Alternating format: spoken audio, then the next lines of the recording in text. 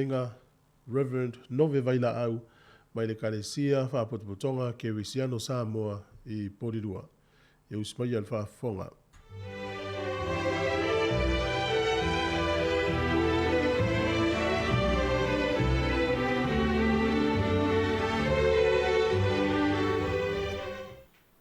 O te moa I whatalofa ma whaawhelo I atu I le. Pa ia malu o le whaafonga anga le tātou atunu I le. Nei taeao. Nea whau o mo moli mai le tuolo tu soifua ma o tātou wola ma wa ma leifua mai o tātou atunu. E whanunga le lei. Tātou tonu whau o sauni. Wha moe ngole nei aso I o tau tiu te mawhaiva. E peo tofi ma Vailaau wai tātou le tua. Au te Vailaau watu, ya. Tu ina mai o tau whina ngalo ma o tau nganga mō le tātou tapo inga ile nei taeao. E o tātou te tālo. Ala whai mailo nu le nei taeao. Mai le malo longo le pō ma vai. Ma o a matawhoi o na tāpena pena ma sāu niuni. Tiu te mawhaiva o le nei aso. A mātou te moa I o atu I lau whio. Pai mai alo nganga mo I mātou. Mātou te tāpua I atuai ma whaafoi le vi inga ma le whanetanga I lau whio. Ono lo lofa ma lo whamaoni. A wai mai lo nganga I la mātou tāpua inga. Ono lo swafa I Yesu le li I ma le whaola. Amene. Nā tātou vi le pese o saunia. Love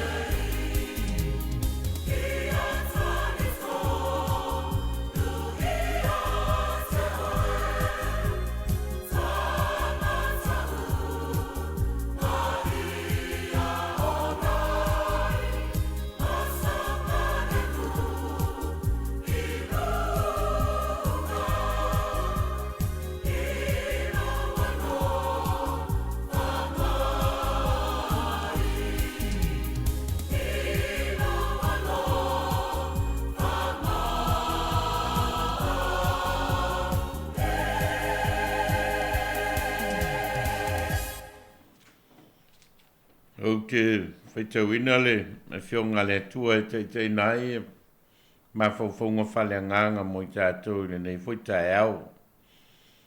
Tus whaitau le so mo mai le, tus o ngā ruenga le au apostolo, e rono tau mua au te whaitauina mai whai upoe ono e o atu whai upoe sfumaltasi. Ngā ruenga e rono tau mua whai upoe ono e o atu whai upoe sfumaltasi. Poto poi toi lātou o na lātou whesiri eile i a te ia o whapea mai. Le li ie. O na pōne i ea e te toi fuatai mai eile malo i a Israel.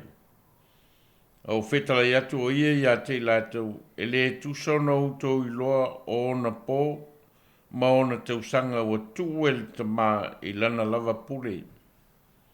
E maua e utou le mana. Me a fio i fo le nganga pa ia i lunga i a te utou. Whai fo i utou ma mōni mau i a te au i Jerusalema ma i uteia o malava ma Samaria e o lava i le tulu inga o le laulangi. Whetala i atu ia mea o na si tia lea o ia o lātou o wa ai atu. Wa vea fo i o ia i le ao na i o lātou luma. Walatou tuli matai a e le langi. A o fio a e o ia whauta o tangata e tō lua o te tū mai a te lātou ma ofisi sina. Ua la whai mai. O tō tangata kalilai ae. Sia le mea tō te tutu ai ma wa ai i le langi. O Yesu le nā ua avei nā e na i a te utou i le langi. E whapeo na tō e fio mai o ia. Bei o lona fio atu i le langi o tō wawa ai iai. Whamanuia mai le ngāngo le atua i le. Whaitau ina o nā fionga mai atu mau i a te ia lona vi inga e whawa vau. O te whaonga ina le whaiu pasumaltasi. Ta upu e mua o tuso ngā ruenga e au mai eini ma whauwhaunga whale nganga mo i tātou.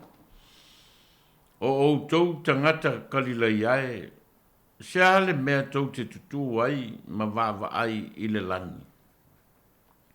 O tau tangata kalilai ae, sea le mea tau te tutu ai ma wawa ai i le langi. O le manatu au tu o le tuswhaitau le nei taeao, o tau lai a tātou wa ai i le a. Lo fa solo pe tu faitau le vai aso e fa matala mai ai fo linga fa ata. O lo fa nga ina el tu spa ia e fa malmlama mai ai. Le atua le vai ia i tātou o tangata fa tutua. Manatua fo yo le manatua o tu o le vai aso e fa pea. Fa ata ina o le atua e le tu spa ia. La sunga fua la sa tātou wa ai le ata o le atua fofoa. O le atua na ia whaia le tangata i o na ao mai le fuefu o le ele ma manawa i ai o le manawa ola o na vea ai leo le tangata ola. Le ata le nao le atua i le sunga fua. O le aso lua, sa tātou wa ai le atua e peo si tinasu i sui. Po si tinase e papa na te la langa ina le tangata. A wana si la fia le awa o te tele o le tangata ola e o lava i o tātou manatu lilo. A o le iai lava se manatu o le tangata o si la fia lava e i le si la whangatia le atua. Le ata nao le atua i le solua. O le solu, sa tātou wa ai le ata o le atua whai mai o le atua whaafofonga. O le atua i eilana whaalongo. E eilana whaafofonga anga whale atua. Na te langona ai mea lava. E o lava i mawhatianga ma popo ngā o le tangata soifua. A o le taeao nei, o le ua au mai whaafesili le whaupo ina o le manato o tu. O tau laia tātou wa ai i lea. O le fesili o lo o mai aisia nganga. Po o sao e le mea o lo tau lai aia tātou wa ai. Ai sia ua o mai wha fesili ai wha pea le manatu au tu o le nei taeao. o le tali, o nei fōlinga mai, e se le mea o loo a ngai, ai le vaai a le uso. O lea ua mafuta Iesu mauna so o Yerusalema. O lea fo wato e so i fua mai Iesu, mai le oti, mai le tuunga mau. Ai o lea lava e leo o sa o le mea o lo tau lai, ai le vaai a le uso. Wa mai le fesili a le uso ia Iesu, le li i. Ona po nei ea e te toe fua tai mai ai le malo o Israel. E feta lai atu, ma whaailoa atu e Iesu, mea tau le malo le atua. A o le alava e tau, la i le vaai a so, i le fauina o le malo Israel. O le alava i ele nau nauta inga o le uso, ina ia toe whaatu ina le malo Israelu, e pei o na iai le vai tau o le tupo tā vita. Le winga tonu leo le fesili leo a vea manatu au tu o le taeao nei, o tāu lai a tātou vaai i lea. O tāu lai ea la tātou vaai mea tau le malo le atua, po le lava e tau fau le malo le tangata lava ia. O le ata lao le atua leo lo whaailoa mai le tus whaitau o le taeao nei. O le ata o le atua na te whaasao ina le mea te tau o na tau lai ai la tātou vaai. E leo le whamoe moe le atua ina ia toe fota ina le malo Israel. E leo le fina ngalo foi o le atua ina ia fauni o tātou lava malo.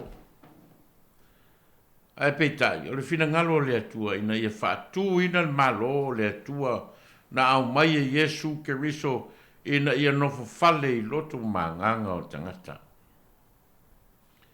E lua whaalinga o le malo le atua leo lo whaailoa mai e luka i le vaenga o le tusi le sa tātou whaitawina. Mua mua. O le fio ifo le nganga pa ia o le atua e whaamana ina le tāpenanga o le ola mōri mau o te ngata whatu atua. Mai le whitalenga i Jesu i ona so ai peitai. O le a maua e outou le mana pe a fio ifo le nganga pa ia i lunga i a te outou e whai foi outou ma mōri mau i a te au.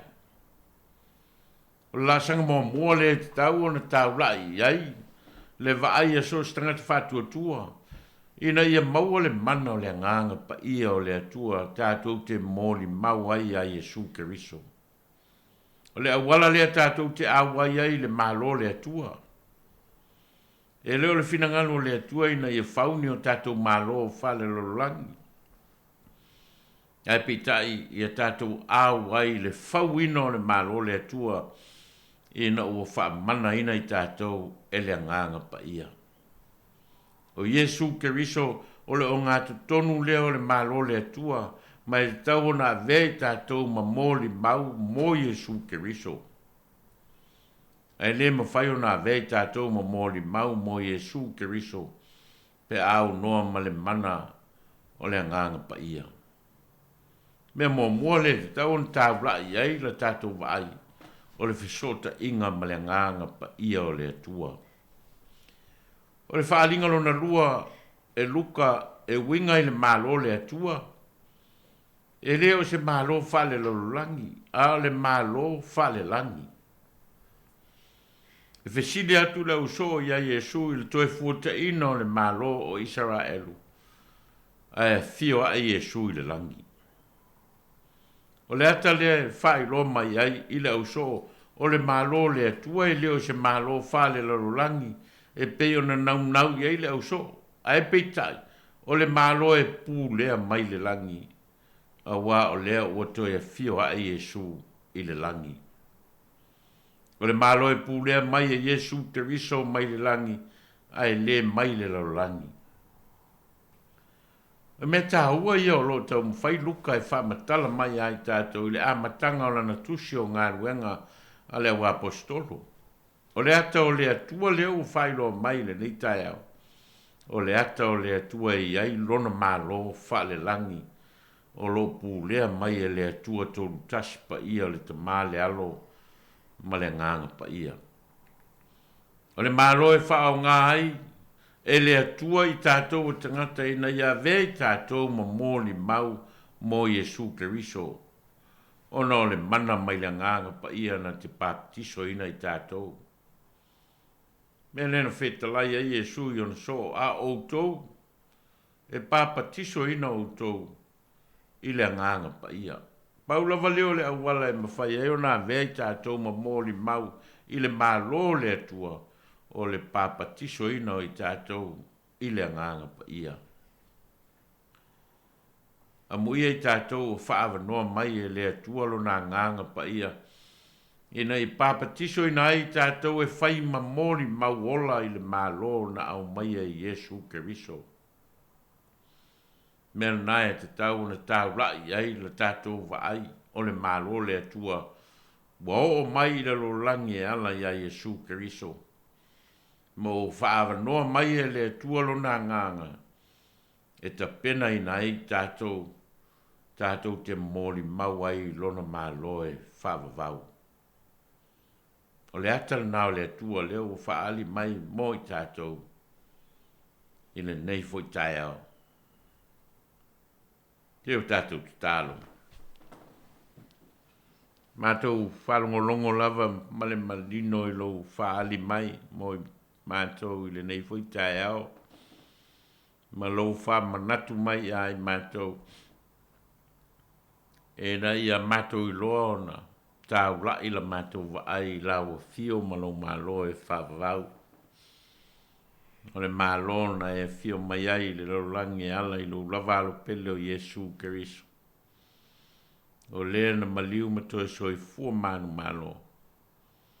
Ngā wau mai e le wha moi moi ola I ai mātou. E le ngata I meo le lalolangi nei o mātou ola. Ai ola o tapena ina masau nia la o fio. Mo lo malo e whavavau. Ala whai mailo nui le nei taeao. E na o mātou wa ia foi lo mātango fia o le sio manga o mena e whaia. Ma o whao so fia foi o mātou roto manganga. I tiu te mawhaiva mga wenga o e tofi ma Vailaau wai mātou. Sao niuni foi lo no ma mātou whanau. Mō sa I linga o le nei asa. Sa I linga o le poto ma le tamai. Sa I linga o le malama mataleni. Sa I linga foi o whamanuianga e te whaasafua mai. A tia e ai o mātou a inga. Ma tia e ai lau tala de lei. Mātou whaftai lau whaasoa. O mea wai whamanuia ina ai o mātou tangata. A wau mātou tāngo lima ma whao ngā. O mātou a aima mā ono o whiunu ma mālilie. Ono loa lofa malowanga lei whaasoa mai. Mātou whaftai ono wala wai te talaina mai. E moli ai ma whaasoa ai lau tala le lei. Pe ono mātou whao ngā ina ala leo. Ma upenga o fisota inga moli ai lo finangalo. Wha longo foi o tangata I lo fetalai mai moi mātou. Mātou whaftai ono al whautanga ala ia Yesu Keriso malona maliu malona tua soi fo manu malo. Mātou whatu ese ono o mātou vaivainga mea o le ato toa I tangata wa e si la fia. Mātou watu I la o fio o e lava I te whamangalo mai mātou. Te e whamangalo ina I mātou. E le tauranga no sia e lo lavalo pele o Yesu Keriso. Mangalo mai mātou. Mātou stalo matui na atu whamoe moenga o le nei taeao. Le ala whai mai o lo no. Ma le tāpen pena masau niuni.